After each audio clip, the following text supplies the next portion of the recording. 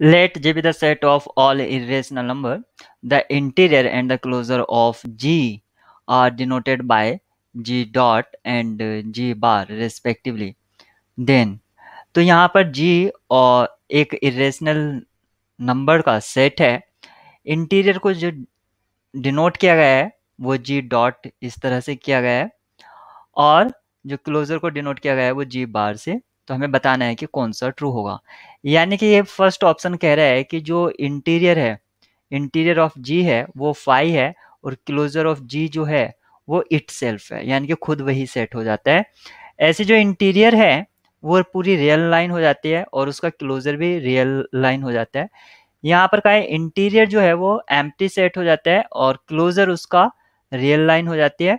यहाँ पर का है कि इंटीरियर खुद सेट हो जाता है और क्लोजर जो है रियल लाइन हो जाती है।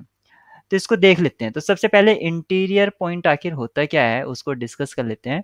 इंटीरियर पॉइंट मान लीजिए मैं x को g का इंटीरियर पॉइंट कब कहूंगा, जब एक बॉल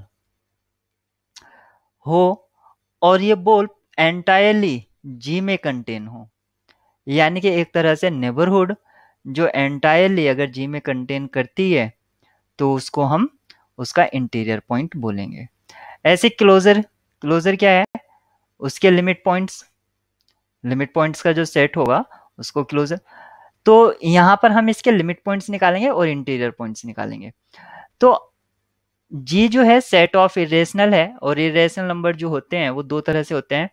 एक तो जैसे √2 √3 एक इस तरह से हो गया, जैसे कि कॉमनली हम जानते ही हैं √5 √7 इस तरह से।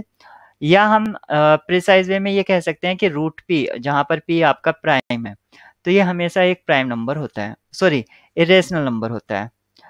अब जो डेफिनेशन है वो ये कहते हैं इरेशनल नंबर की कि डेसिमल एक्सपेंशन जो होता है, यानी कि उसका डेसिमल रिप्रेजेंटेशन जो होता है वो नॉन रिपीटिंग और नॉन अकरिंग होता है।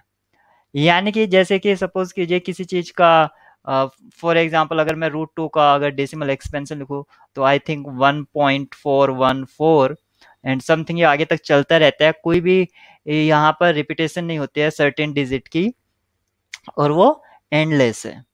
तो इस तरह से ये डेसिमल एक्सपेंशन में हम इरेशनल की डेफिनेशन कह सकते हैं। अब निकालते हैं इंटीरियर पॉइंट ऑफ G। तो G का इंटीरियर पॉइंट निकालने के लिए मुझे एक पॉइंट लेना होगा। तो सपोज करो मैं √2 ले लेता हूँ क्योंकि वो G में बिलोंग करेगा, √2 बिलोंग्स टू G। जब मैंने इसके अराउंड एक बॉल लिया तो यानी कि एक तरह से इंटरवल लिया जो कि R से है इंटरवल। तो कोई भी इंटरवल है जो R से है उसमें इनफाइनाइटली मैनी रेशनल और इरेशनल दोनों होते हैं।